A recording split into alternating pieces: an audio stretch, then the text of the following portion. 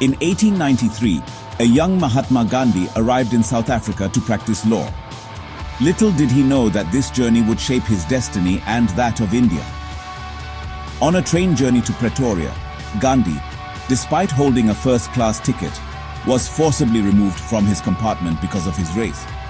This humiliating incident sparked a fire in Gandhi's heart, igniting his lifelong struggle against racial discrimination and injustice. The incident on the train in Pietermaritzburg became a turning point. It exposed the stark reality of racial prejudice prevalent in South Africa at the time. Following this incident, Gandhi began to experience firsthand the systemic racism and discrimination faced by Indians in South Africa. Laws were enacted to limit Indian rights and freedoms, relegating them to second-class citizens. He witnessed the exploitation of Indian laborers and the denial of basic human rights. Determined to fight for justice, Gandhi chose to stay in South Africa and dedicate himself to the cause of Indian rights. He organized rallies, led petitions, and challenged discriminatory laws in court. Gandhi's early activism in South Africa was marked by his unwavering belief in the power of truth and non-violence. He advocated for peaceful resistance, urging Indians to oppose unjust laws through non-cooperation and civil disobedience. His philosophy of satyagraha, meaning truth force, emphasized the power of love and truth to overcome hatred and oppression. This period in South Africa proved to be Gandhi's training ground. It was here that he honed his skills as a leader, strategist, and advocate for social justice. Gandhi's experiences in South Africa not only shaped his political ideology, but also laid the foundation for his future role in India's struggle for independence. His time in South Africa transformed him from a lawyer into a Mahatma, a leader who would inspire millions around the world. Gandhi's experiences in South Africa led to the development of his philosophy of satyagraha. This philosophy, rooted in truth, non-violence, and self-suffering, would become the cornerstone of his struggle against injustice.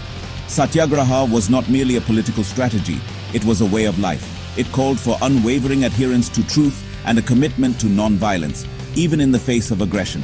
Gandhi organized numerous satyagraha campaigns in South Africa. One such campaign was against the Asiatic Registration Act, which required all Indians to register and carry identification passes. Gandhi urged Indians to defy the law peacefully, leading to mass arrests. The impact of Gandhi's satyagraha campaigns resonated far beyond the borders of South Africa. Despite facing imprisonment, physical assaults, and constant harassment, Gandhi remained steadfast in his commitment to non-violent resistance. He believed that true strength lay not in physical force, but in the courage to endure suffering without retaliation. The success of satyagraha in South Africa inspired many other movements for social justice around the world. Gandhi's satyagraha campaigns in South Africa were a testament to the power of non-violent resistance. They demonstrated that it is possible to fight injustice and achieve political goals through peaceful means. His unwavering commitment to truth, non-violence, and self-suffering not only challenged the racist regime in South Africa, but also inspired millions around the world to fight for their rights and freedoms. In 1915, Mahatma Gandhi returned to India, a hero who had challenged racial discrimination in South Africa. His reputation as a champion of the oppressed preceded him, and he was soon drawn into the Indian nationalist movement. India, under British colonial rule, was yearning for freedom. Gandhi's arrival galvanized the nation, infusing the struggle for independence with renewed vigor and a powerful moral compass. Upon his return, Gandhi traveled extensively across India, connecting with the masses and understanding their plight. He witnessed firsthand the poverty, exploitation, and social injustices that plagued his homeland. The British Raj, with its policies of economic exploitation and political subjugation, had inflicted deep wounds on the Indian psyche. Gandhi, with his message of truth, non-violence, and self-reliance, resonated deeply with the Indian people. He called upon Indians to unite against colonial rule, not through violence, but through satyagraha. He believed that India's strength lay in its moral authority, not in its military might. Gandhi's return marked a turning point in India's struggle for independence. He transformed the Indian National Congress from an elite organization into a mass movement, mobilizing millions of Indians from all walks of life. His leadership provided a unified voice to the aspirations of a nation yearning for freedom. Under Gandhi's leadership, the Indian independence movement gained unprecedented momentum. he launched a series of nationwide satyagraha campaigns that shook the foundations of British rule. These campaigns were characterized by mass participation, non-violent resistance, and a deep-seated belief in the righteousness of their cause. One of the first major campaigns was the non-cooperation movement of 1920. Gandhi called upon Indians to boycott British goods, institutions, and laws. Millions responded, refusing to cooperate with the colonial regime. The movement witnessed widespread civil disobedience, with people from all walks of life, including lawyers, students, and peasants, participating in boycotts, strikes, and demonstrations.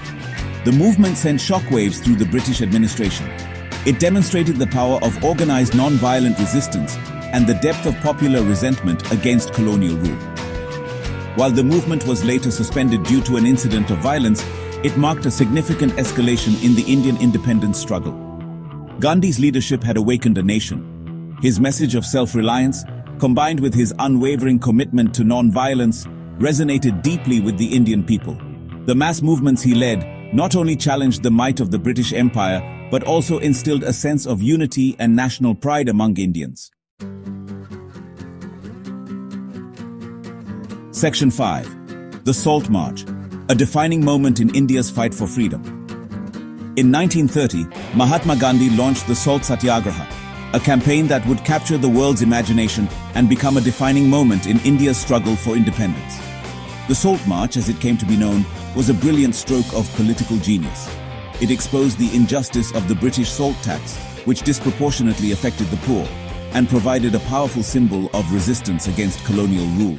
On March 12, 1930, Gandhi, along with 78 followers, embarked on a 240-mile march from his ashram in Sabarmati to the coastal village of Dandi. The march was a carefully orchestrated act of civil disobedience, meticulously planned to avoid any form of violence. News of the march spread like wildfire, igniting a wave of nationalistic fervor across India. Thousands joined the procession as it made its way towards Dandi, growing larger and more determined with each passing day. Upon reaching Dandi, Gandhi, in a symbolic act of defiance, picked up a lump of salt from the seashore, breaking the British salt law. The Salt March had a profound impact on the Indian independence movement. It galvanized international support for the Indian cause, exposing the brutality of the British Raj to the world. The images of peaceful Indian protesters being brutally suppressed by the colonial police shocked the conscience of the world. Section 6. The Price of Freedom, Imprisonment and Loss. Gandhi's unwavering pursuit of justice and freedom came at a great personal cost.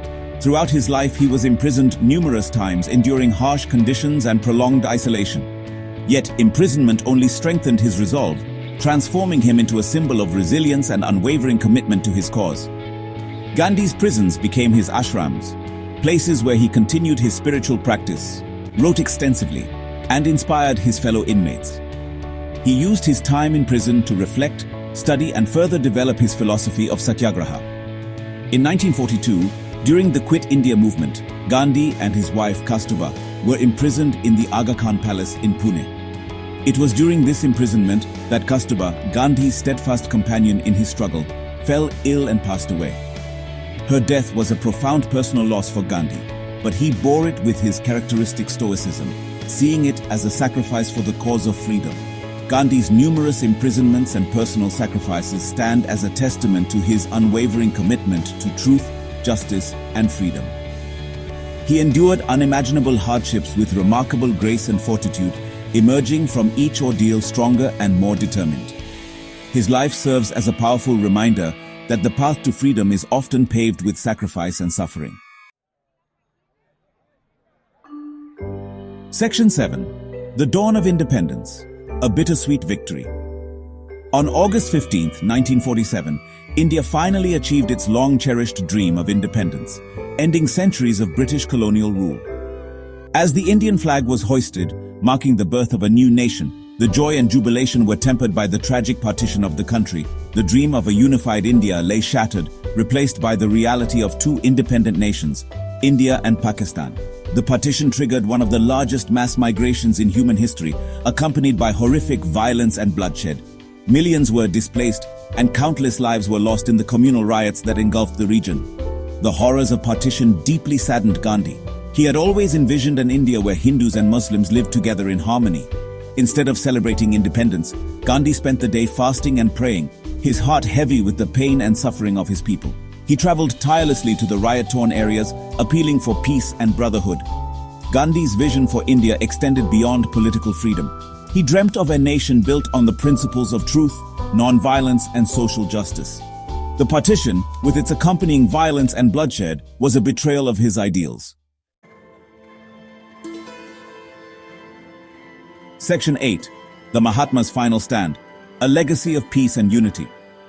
In the aftermath of the partition, Gandhi dedicated his remaining days to healing the wounds of division and restoring peace in the newly independent nation. He embarked on fast to quell the communal violence, putting his own life at risk to shame the nation into sanity. Gandhi's unwavering faith in humanity and his belief in the power of love and forgiveness shone brightly during those dark days. He visited refugee camps, consoled the grieving, and tirelessly preached the message of peace, unity, and reconciliation. His frail body, weakened by years of struggle and fasting, became a symbol of hope and resilience for a nation torn apart by hatred and violence.